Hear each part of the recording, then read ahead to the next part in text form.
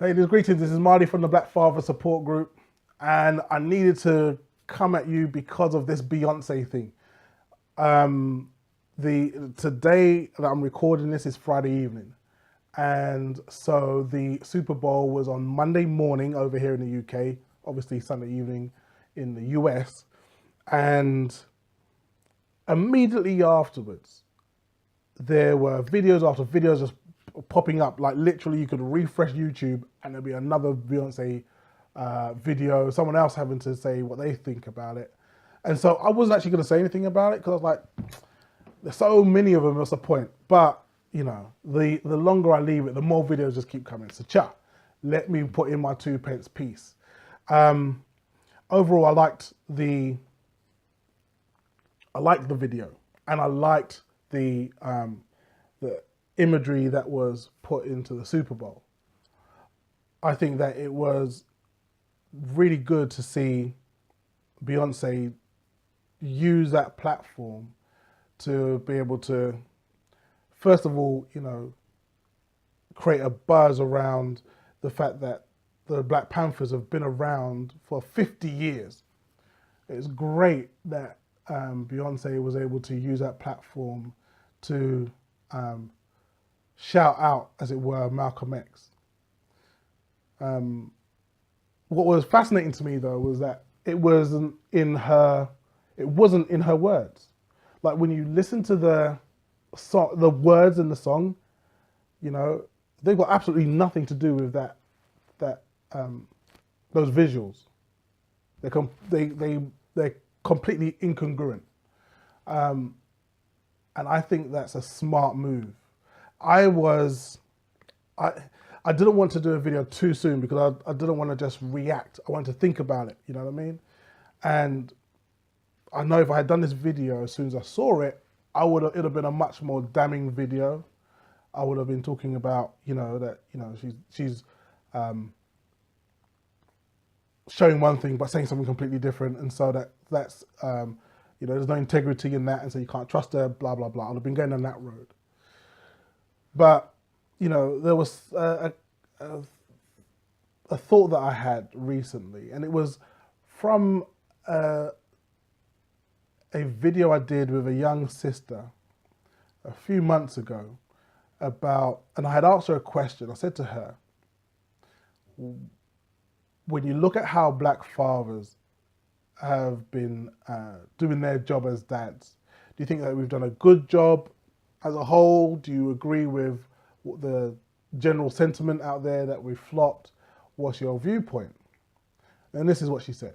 Well, first of all, I don't really think it's a whole Black father phrase to like separate them from all the other races, because there are like, I don't know, white, Mexican, or they all, it depends on the individual, not so much the race. There's Black fathers who are there, Black fathers who are not, Black fathers who are half and half. There's also white fathers who are there, white fathers who are not. So it's not necessarily just Black fathers, and also it's not always the father. Sometimes it boils down to the mother. So the mother could tend to push away, or because they want to make it a matriarchal family, or it's not so much. People tend to think a nuclear family is just usually tends to be white people. I know so many nuclear families who are Black, and so it's not just Black fathers.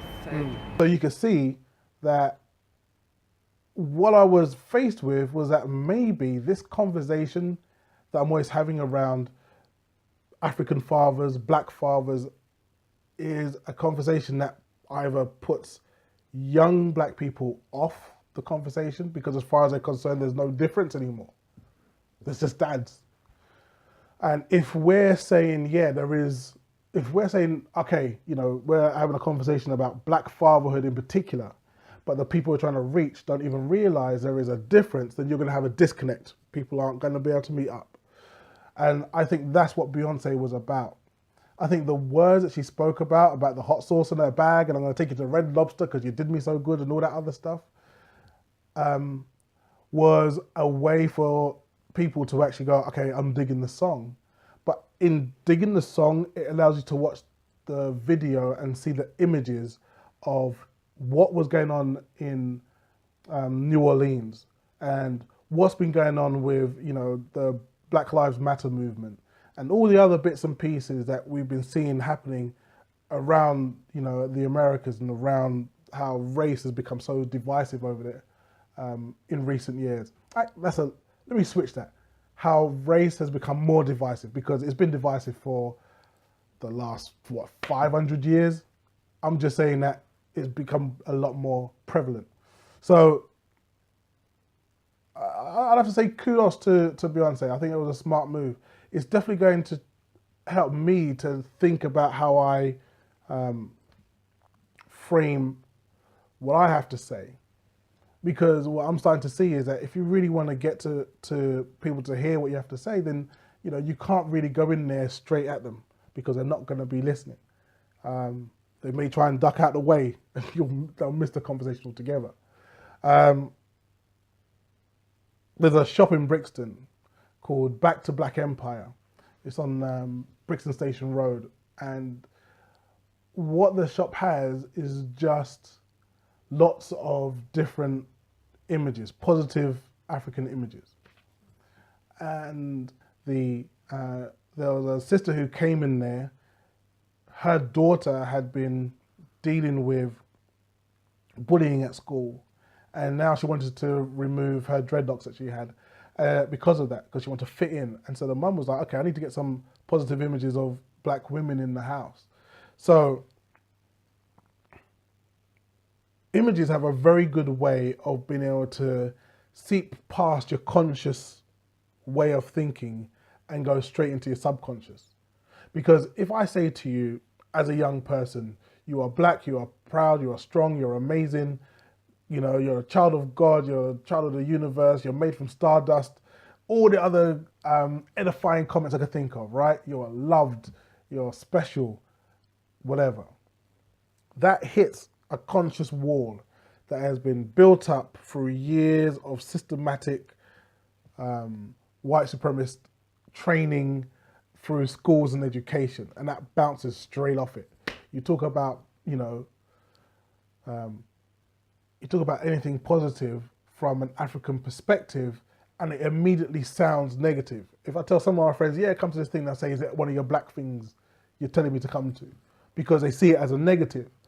Whereas with an image of a powerful, strong man, or a rich black man, or a rich black woman, or a happy African family, that bypasses, that seeps straight through that conscious barrier that they've put there and goes straight into your subconscious. So I think that Beyonce was right in the way she did it. The lyrics that she spoke about, the only lyric I liked from her song, was at the very end where she said, make your paper be your retaliation. I was like, yes, I'm feeling that line. Other than that, the song's garbage. But I love the beat, I love the video. I'm really happy that she had those images in the Super Bowl. And that's my take on it. This is Marley from the Black Father Support Group, and I'm signing off, y'all.